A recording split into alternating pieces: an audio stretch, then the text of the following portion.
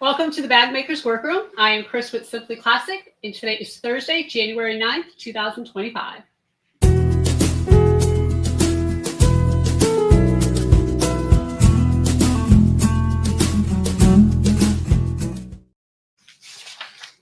Hello, everyone. Thank you so much for joining us this evening. So we are here every Thursday evening at 7 p.m. Eastern Time for the Bag Maker's Workroom live stream. And we have a little bit of exciting stuff happening tonight in Georgia. They're predicting snow tomorrow. And I'll tell you, in this area of the world, we don't get that very often. So we'll see if it comes to play or not. After the excitement, all the weather excitement we've had this year with the hurricane, we really don't want it. But, you know, if it happens, it does. We'll probably get more ice than snow. So anyway, we'll see what happens. But in the meantime, I just want to remind you that tonight we're talking about playing with color. And we have a lot of good things for you. So we're really excited to get started. Again, I want to remind you we're here every Thursday, 7 p.m. Eastern Time. If you are unable to join us live, no worries. You can watch the replay on our YouTube channel anytime during the week. Make sure you hit the bell notification, like and subscribe, and that way you'll know whenever we go live or whenever we post a new video. We do want to thank you for taking a little bit of time out to spend some time with us in your busy week. We know how crazy life can get, and we really appreciate you being here. So before we get into playing with color, we want to talk a little bit about the Simply Classic Scoop, where we tell you what's going on kind of behind the scenes and anything we have new. And what we want to let you know is, of course, we have our Chattanooga workshop that's coming up at the end of February. It is February 28th and March 1st. Looks like the classes are filling up. So if you're interested in that, you can certainly go ahead and be a part of it. I did have somebody ask me a question this week about basically you have to take the Simply Classic Clutch class before you can take the Bertram class, just so you kind of get familiar with the machines. And she asked if it would be okay if she did that here in this segment. So we're getting the Simply Classic Clutch class first on purpose so you can. So if you'd like to come and spend Friday and Saturday with us, we would love to have you. Again, we'll do the Simply Classic Clutch on Friday. That will get you going, and then we'll go ahead and finish up and do the Bertram on Saturday. So we hope you can join us. The other thing we want to remind you about is that we are going to be in Sacramento, and that is going to be on September 12th through 14th, and it is with the meaning, I guess, Sacramento, Bag and Sew Expo. So I will be teaching 3 classes. We have finally figured out which ones we're teaching, and it's going to be the Simply Classic Clutch. We're going to be using Italian leather for that. The second class is going to be the Sorella, which is the hip bag that we have, and then the last class will be the Julie. So they're going to be 3 really great and exciting classes. You do bring your own machine for this expo. And I am going to highly recommend that you have either like a Burnett 08 or a Janome HD9, a Juki TL18, something like that, some kind of straight stitch semi-industrial machine. If you don't, you can rent a machine from them. So just kind of keep that in mind. We want to make sure that you're successful and that you have a great time at the expo. So we want to get you set up for success. Also, a high-end Bernina, like a 570 or above, you'd probably be fine. Another thing we want to tell you that we're really excited about is we had some requests for another Banda Bag class, leather bag making by machine, the Banda Bag. So we have went ahead and set another one up. And it is going to be from February 7th to February 17th. So it is already up on our website. So if you're interested in that, go ahead, get online, grab the color you want because colors are limited. And as a reminder, we have 3 pre-recorded videos. We have 6 pre-recorded videos, 3 live Zooms. The class comes with lifetime access to that, as well as your kit, which includes the leather you need, the stiffeners, the lining, the hardware, the glue, the applicators, the whole thing. It's all inclusive. You need, obviously, a machine. You need either some kind of semi-industrial or industrial machine. And then you're going to need some thread. And we do have a page on our website where we kind of give you the thread colors that you can, choose based on the color bag you choose. So we will be announcing a more advanced class hopefully next month. We're working on that now. But if you're interested in the Banda class, make sure you sign up. Again, you've never worked with leather before, you're intimidated by it, you're not sure where to start, this is the bag for you. Okay, this is the class for you. And then the last thing we want to tell you about is we did go ahead and order some of the Tech 70 threads, and we have some on our site. Filtech has kind of a limited amount of threads right now in Tech 70, so we went ahead and ordered what they have. We didn't get them all in. We literally got them in like an hour ago, so we put up what we had. They're very neutral colors, so it really should get you really far in some of your bag making. And so check them out. When we get the other colors in, we'll go ahead and post them. And I think there's 12 colors altogether with the Tech 70. I believe they're trying to match the Tech 70 colors to the Fusion 45. So, just kind of be looking for that. It might take them a little while to do that. Manufacturing is not easy, but they're working on it. And then the last thing I want to tell you about is that we have a new page on our website. And I'm asked so much, what do you use for this, or what do you recommend for that, and just the products and things that I use. So we created a page on our website, and it's called Recommended Products. And in that page, you will find things like the sewing machine I use. You'll find links to the sew type magnets that we have, and then you also find an Amazon storefront. And I'm always adding things to that. So if I buy something and I love it, it's going in that Amazon storefront, assuming we buy it from Amazon. If not, we also have other things on there that we don't sell, like things really specific to leather making that we have linked, so you can go ahead and look at where you can buy the products. Rocky Mountain Leather is a place I get a lot of my stuff, and so we have all that in there for you. Okay, we're trying to make things super easy for you. That would be things like the stiffeners and stuff and glue. Okay, we are now going to talk about color. Well, we got all that out of the way. And in Sharpening Your Skills tonight, we are going to talk about color theory and how we can use it to create harmonious color palettes. And if you've never learned about color theory before, you might kind of do this intuitively without even realizing you're doing it. But it's helpful to understand the principles and why we do what we do and what you need to look for. So I'm going to be using a color wheel today and showing you how it works. Specifically, I'm using one it's called the Rainbow Pick, Point, and Match. And we have a pocket version of this color wheel that we'll be giving away later in the show. So make sure that you stay tuned for that. We'll give you the magic word later. But we're going to go ahead and take a look at this color wheel right now. And I'm just going to kind of show you what it looks like, and then we're going to show you some slides. So this is basically what a color wheel looks like. And typically in the color wheel, you have a section in the middle that turns, and you can see there's all these different shapes. And I'll show you how all those shapes work in just a minute. But we're going to switch over to this slide, and we're going to tell you that the basic color wheel includes 12 colors or 12 hues. And those are going to be the ones around the center of the wheel. So they're all labeled on the wheel, in my wheel, with the color 4. But for now, we're going to keep this really simple. And first, let's talk about primary colors. So primary colors are the colors you see here.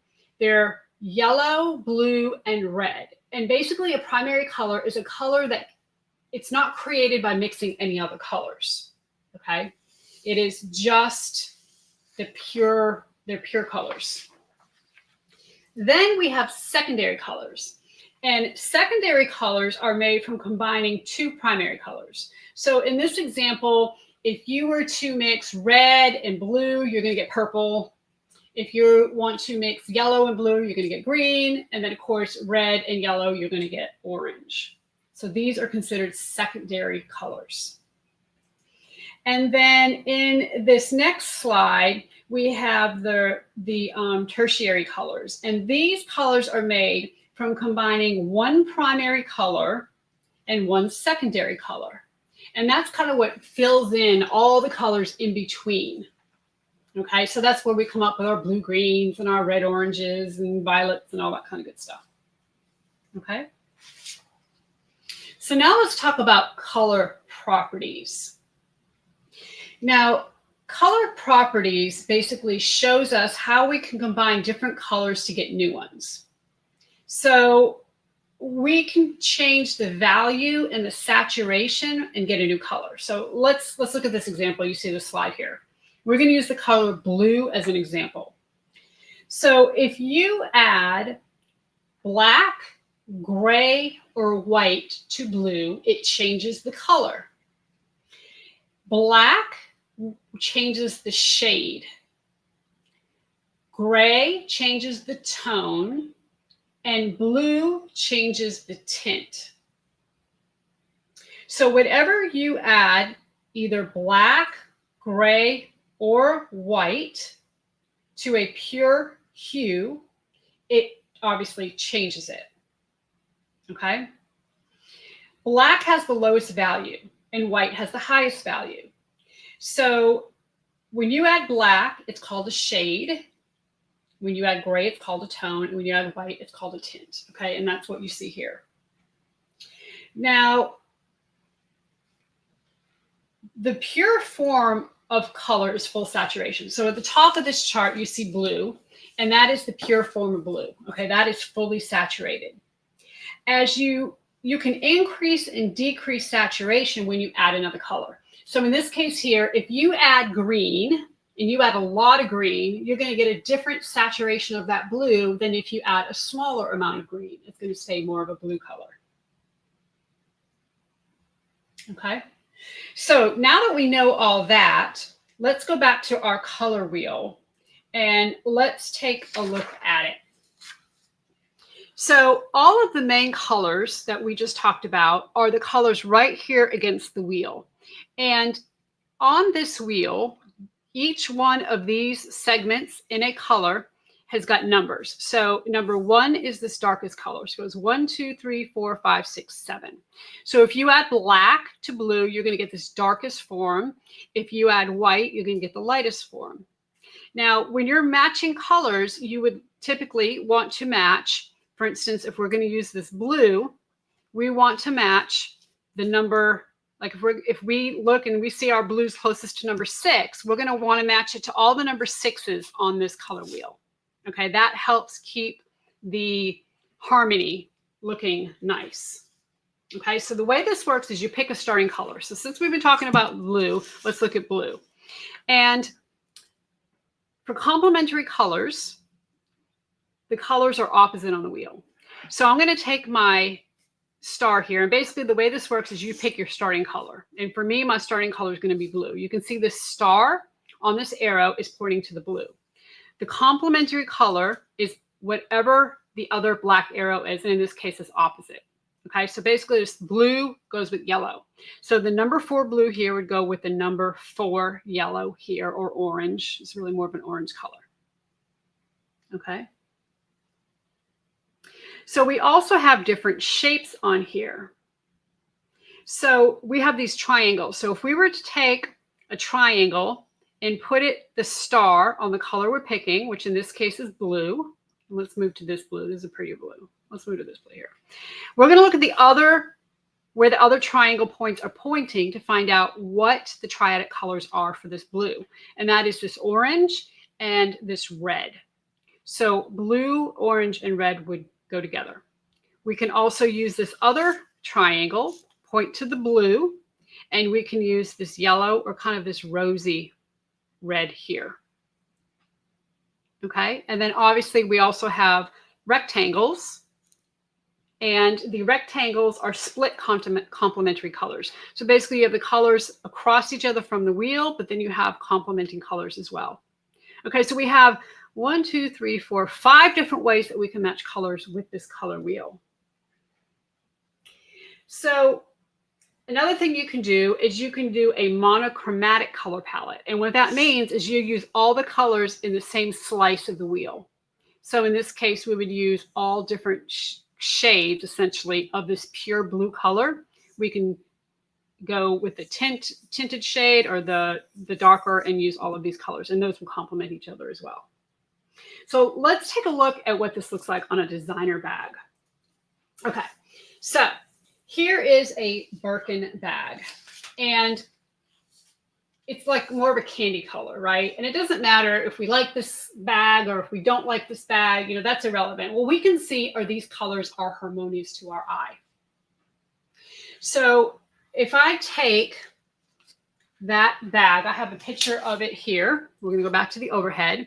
And here is the blue color. I'm going to try to zoom in a little bit so that we can see it a little better. Okay, so here's my blue color. The way you use these windows is you actually put the blue in the window so that you can see where it matches up. Okay. Then, since we have 3 colors here, that's a triadic color. We're going to zoom out. And what I'm going to do is put one of my triangles onto this blue. And I can see that yellow and this kind of rosy red are the right colors to match. So again, this rosy red is kind of this number 6 here. And then the yellow matches the yellow at the top here. Okay. So we can see that this is, even if we don't like it, it is harmonious in its color. So we're going to put another example up on the screen. And this is one where the hues of the colors are off. Okay, so it's the same thing. It's blue, kind of a yellowish green, and red, but it is not harmonious at all. It is not pleasing to the eye. So when we look at it in our color wheel, we're going to take the blue color, we're going to put it in the square that most closely matches, which again is this blue. It's really light blue. But then when we use our triangle, we can see that we would use a number 7 yellow, but we're not using number 7 yellow. Instead, we're using a number 1. And you can see how bad that looks. It just doesn't look good. And then as far as this red, when we look at the red, you stick this back under, you can see that the red is like a number 4, but we started out with a number 7. So by using a number 7, a number 1, and a number 4, you can see how different this bag looks compared to this one and how much better this bag looks than this one. We went drastic on the colors on purpose because we really wanted to show you how the tone of the color makes a difference. Okay, so that's how you use color wheels and how you can use it to help you match colors. Now, having a color wheel helps because I like to actually put the color in the little window and be able to see where it matches up. However, if you don't have a color wheel, you can actually go to color.adobe.com and it gives you kind of the same thing. It's just on your computer. Okay. So that is how you use it, and that's how you play with color.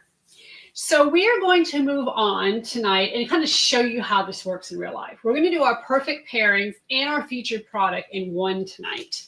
And I'm going to take a piece of leather that we have. We're going to find it on the color wheel, and then we're going to find what kind of lining we should put with it to match. Okay, so we're going to go back over to our overhead, and I'm going to bring over a piece of leather.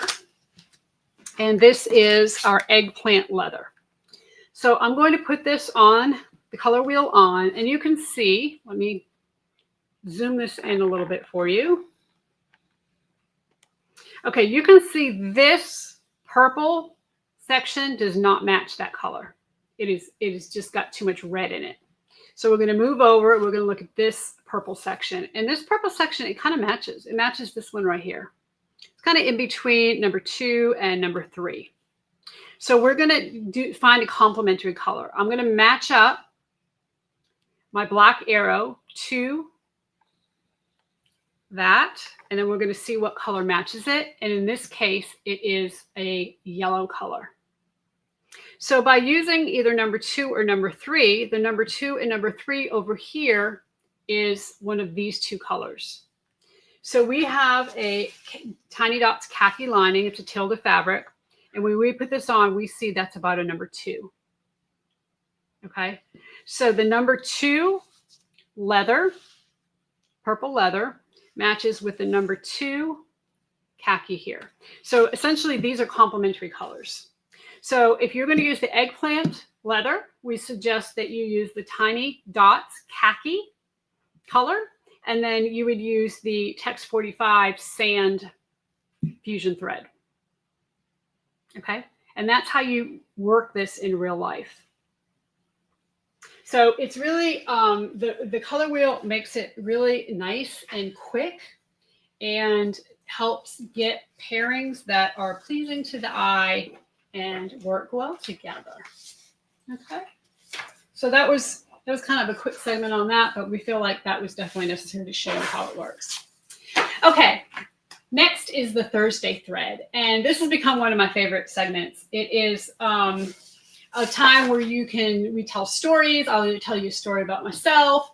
Maybe one of you send a story in. We highly encourage you to do that. You can send stories to share at simplyclassic.net, or we talk about a little bit of history. And we've been kind of on bag making history, so we're going to continue with that tonight. And tonight we're going to specifically talk about Louis Vuitton. And this was really interesting to me. I'm going to tell you all about him.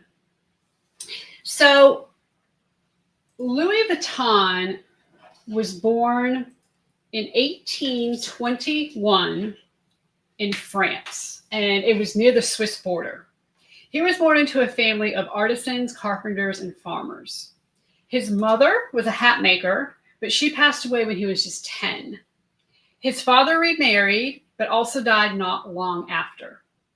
Louis didn't get along with his stepmother, so at the age of 13, he left his hometown all on his own at 13. I guess in 1821, that's what they did. And he worked odd jobs for a couple of years, finally settling in Paris when he was 16. So while in Paris, he was practicing his craft.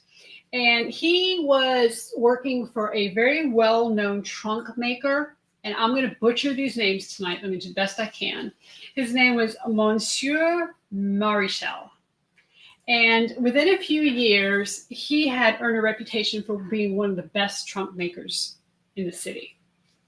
So he was hired to as a personal trunk maker for an empress, and her name was Empress Eugenie.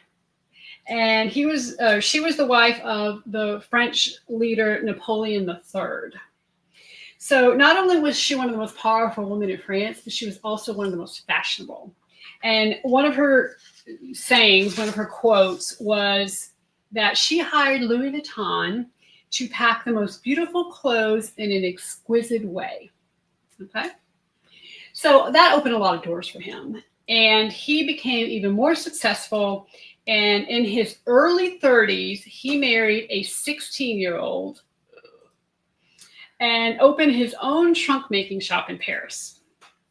So we talked a few weeks ago about how a lot of the trunks at the time had a rounded top. And they were made that way to allow the water to run off of them if it rained. But the downside is that they couldn't be stacked and took up a lot of space when people traveled. So Louis Vuitton was inspired by a new rectangle trunk by artisans in London. So he decided to design his own version and to sell it in France. So he made canvas trunks that were stackable, lightweight, airtight, and durable. And everyone wanted a Louis Vuitton trunk. So his success allowed him to open new shops in France and in London. So the trunks were so popular that people began to imitate them. And that's when he switched from using gray canvas to their signature patterns. So first they used brown and beige stripes, which you see there on the left. And in 1988, Louis' son, his name was Georges, created the brand's iconic damier pattern, which you see there on the right. This is a brown checkerboard pattern that we still see today. And then later on, they came out with the monogram logo. So Mr. Vuitton died in 1892, but his family carried on his legacy. His son, Georges Vuitton, added their signature pick-proof padlock, which you see here on the left. And according to legend, and I just love this, according to legend, Georges actually challenged the famous magician Harry Houdini to escape a trunk with one of these pick-proof locks. Supposedly, Harry Houdini turned him down because he knew it would be impossible. He wouldn't be able to do it. So I thought that was kind of interesting. But at first, these locks were functional. because obviously they were trying to deter thieves. But over time, they stuck around as decorative hardware like the one you see on the bag on the right there. So in the 20th century, Louis Vuitton brand began producing a wider range of bags, including smaller handbags. And in 1901, they released the steamer bag. And that's, you see this is actually one of those steamer bags. And they were designed as a piece of luggage that fit inside a larger trunk. It was made with multiple linen compartments to keep clean and dirty clothes separate. And then in 1930, they launched the Speedy, which originally was called the Express, and the Keep All, which was a duffel-style handbag made of canvas with leather handles. The Speedy was a favorite of Audrey Hepburn in the 60s. In 1932, they introduced a bucket bag called the Noé, and it was originally carried by men. And it was designed specifically for a champagne producer who wanted to be able to carry bottles of champagne safely. So supposedly what they did was they opened up this bucket bag, and on the inside they put 4 bottles of champagne around the bag, and then they put one upside down in the middle, and that allowed them to carry the bottles of champagne without breaking them. So who knew a bucket bag was originally created as a champagne holder bag? I thought that was pretty interesting. And then in 1934, they released the Alma, which originally was called the Squire. And the first version of this bag was actually made in the 20s in a collaboration with Coco Chanel. She worked with Louis Vuitton to make a one-of-a-kind bag with Chanel's interlocking C logo, and then she carried it as her own personal bag. But in the 30s, she gave Louis Vuitton permission to manufacture and sell a version without her logo. Through World War II, the Louis Vuitton bags were mostly canvas with leather handles, but by the late 40s, they started making more bags with leather instead of canvas. In the late 1950s, Louis Vuitton's grandson refreshed the monogram logo canvas to make it more pliable and easier to work with. And today, you can buy Louis Vuitton bags in, of course, both leather and in canvas. So the Papillon, which was a kind of a rounded bag, was designed by Louis Vuitton's great-grandson. His name was Harry Racamier, something like that. Sorry, Henry. Actually, his name was Henry. Sorry, Henry. And he took over the company in the late 70s. And in the 70s and the 80s, the company grew like crazy. They went from 11 million euros in sales to 600 million euros. And they opened over 100 new stores around the world. They went public, and then they merged with an alcohol company of all things called Moet Hennessy to form LVMH, which is how they still operate today. In 1997, they hired Marc Jacobs as their artistic director. He introduced the company's first ready-to-wear clothing line and collaborated with other designers on limited edition bags. He was very successful at bringing the brand into the 21st century by collaborating with artists and incorporating more modern and urban styles. In 2001, American designer Steven Sprouse designed the monogram graffiti collection, which you see here on the left, including some exclusive bags that were only available to VIP customers and celebrities. And then in 2003, they released the monogram multicolor line by Japanese artist Takashi Murakami. And these were the first Louis Vuitton bags to feature color after 150 years of neutrals. Can you believe that? Those were the first color bags. So we got to thank Mr. Takashi for that. And then as it turns out, Louis Vuitton, we just read, is relaunching their collection this year. So isn't that exciting that that's happening as we're talking about Louis Vuitton history? So the main thing I got out of this, which is really interesting to me, the main guy that started this whole thing, right, Louis Vuitton, didn't even make bags. I mean, he made trunks, and his family is the one that carried on the tradition and changed with the times, right? You always have to be kind of rolling with changes, and is the one that made the bags. I love that they were intuitive enough to get some other designers from around the world, whether they be Americans, Japanese, and I'm sure they had many others, to kind of always give the brand a fresh look and new ideas. That's fabulous. That's super important for any brand. Okay, so now we know all about Mr. Vuitton. We are going to move on to Artistry Avenue. And Artistry Avenue is where we feature 3 of our artists. And they are people who have made Simply Classic bags and have posted them in the Simply Classic community Facebook group, or have emailed us at share@simplyclassic.net. You can do either one of those things. If your bag is featured in Artistry Avenue, then you will win a free PDF Simply Classic pattern of your choice. This is open worldwide, so we do encourage all of you to go ahead and post your bags. Once you're featured in Artistry Avenue, you have 30 days to email us at share@simplyclassic.net to let us know which pattern that you would like. So let's take a look at these bags that caught our attention this week. So the first one is by Faith Valley Farm, and she made a Julie. She made it out of Irish tweed and leather. And I just think this is so beautiful. You kind of can't go wrong with the Julie. And she just did an amazing job. The Bircham was made by Charlene Tarquin. And she, I mean, let's just face it. The Bircham, the original designer bag that I loved and fell in love with, was an ostrich. And so the Bircham, it's kind of like meant for an ostrich. It's just one of those things.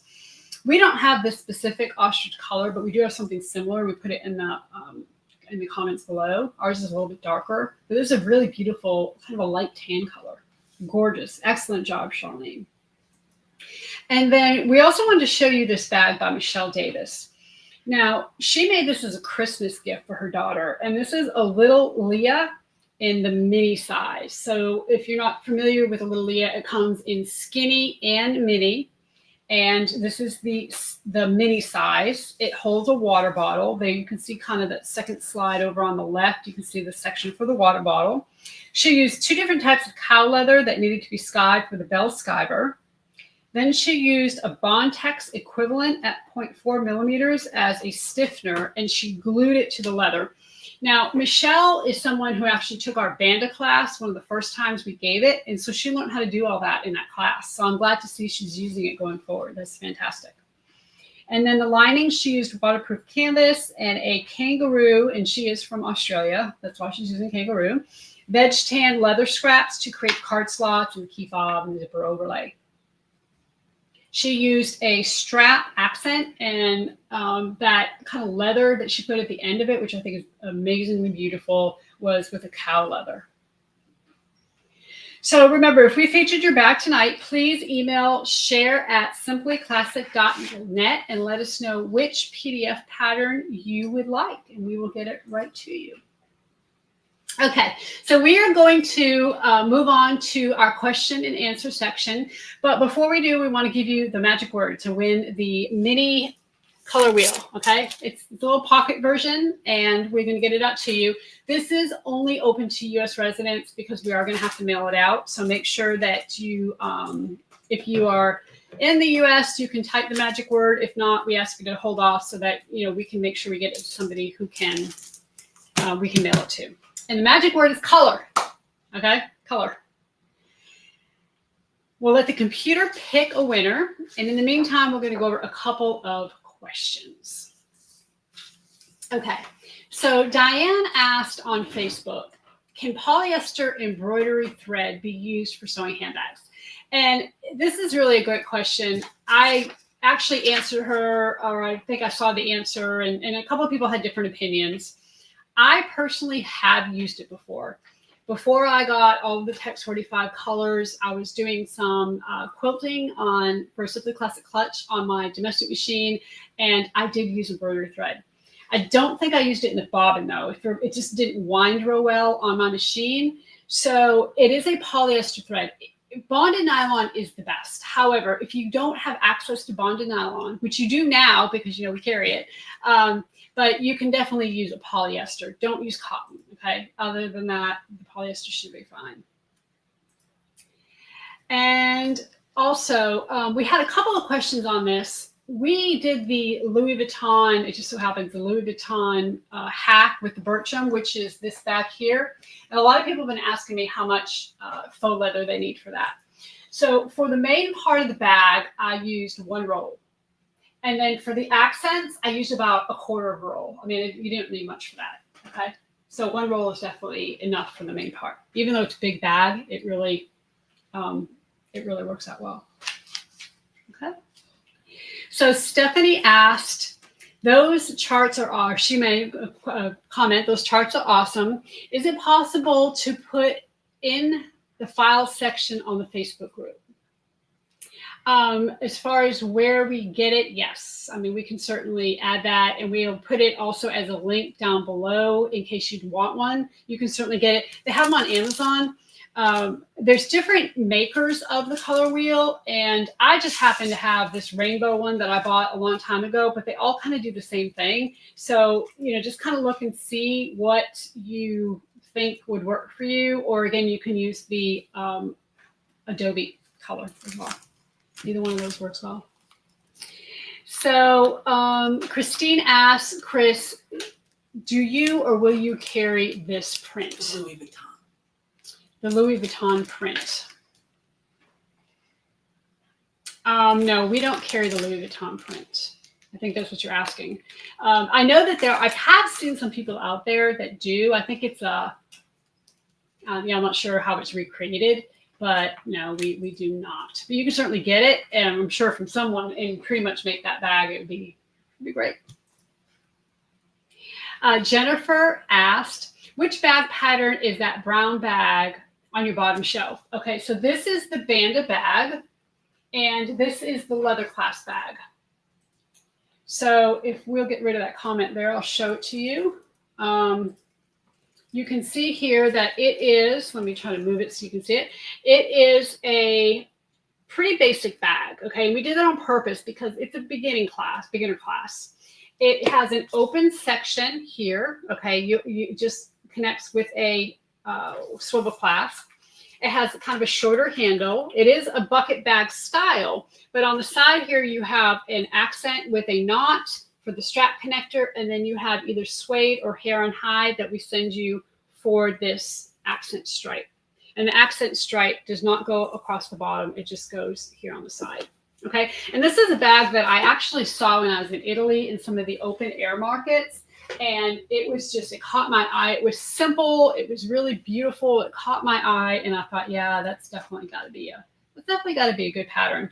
So we will not release that pattern outside of the class though. So if you want the pattern, you kind of have to take the class. Okay. So let's see if we have a winner for our little mini color wheel. And we do.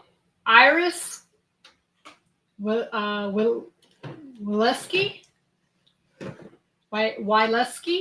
So congratulations, Iris. I'm sorry if I butchered your name. I am not doing very well with names tonight, I don't think. Congratulations. Go ahead and email share@simplyclassic.net. We will get this little color wheel out to you right away. We hope you enjoy it. We hope you have fun with it. And we hope everyone learned something fun tonight about playing with color. So we will return next week. Again, 7 p.m. Eastern Time, Thursday evening. It will be January 16th. We're going to go over bag and wallet linings. And we're really going to talk about the adhesive lining because a lot of you have asked me how to use it. You're not really sure. So we're going to definitely make sure you know how. Of course, we have that in, I think, 6 different colors right now. So until next week, everybody, happy sewing.